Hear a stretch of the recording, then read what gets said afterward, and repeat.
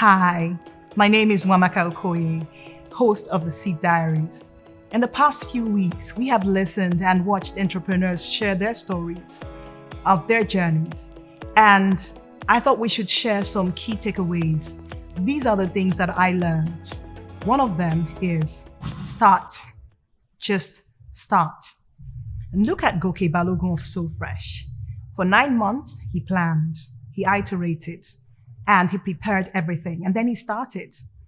And after starting, he realized that what he thought the market wanted was not what the market wanted. When we started out selling just fruits and vegetables, and that was the focus for us.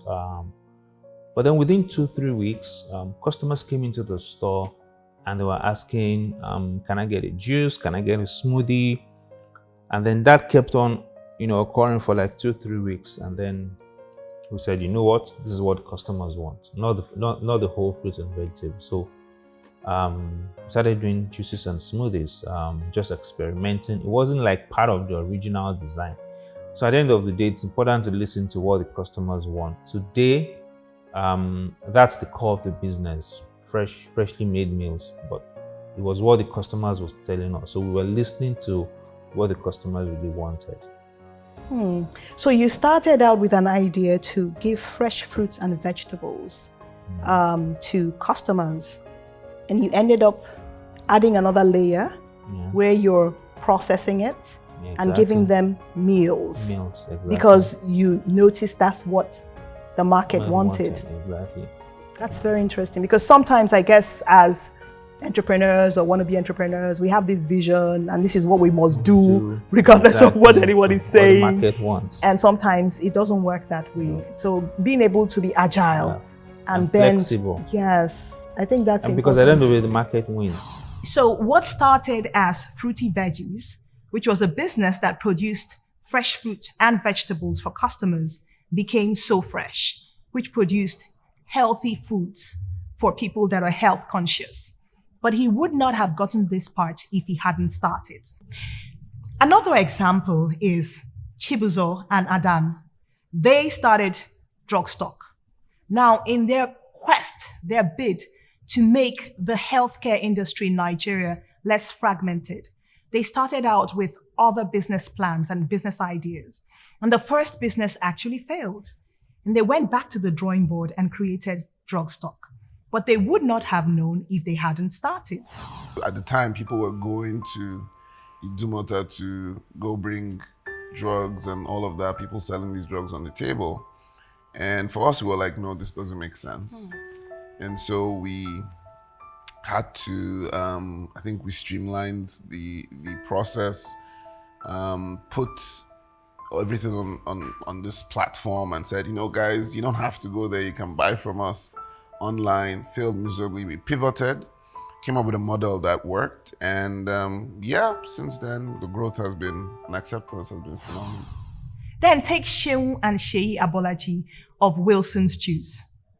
They started out with orange juice, and then they started to make smoothies. And finally, they went to lemonade. And it was when they started the lemonade that they hit gold. But they would not have known if they hadn't started.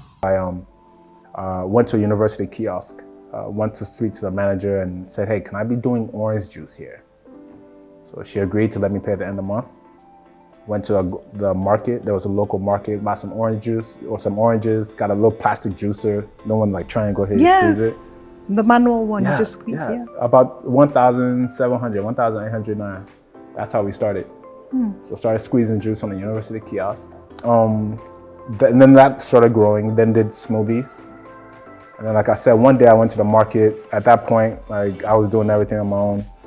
Then I saw some lemons, and it literally just flashed in my mind that, in the US, when life throws you lemons, make lemonade. Yes.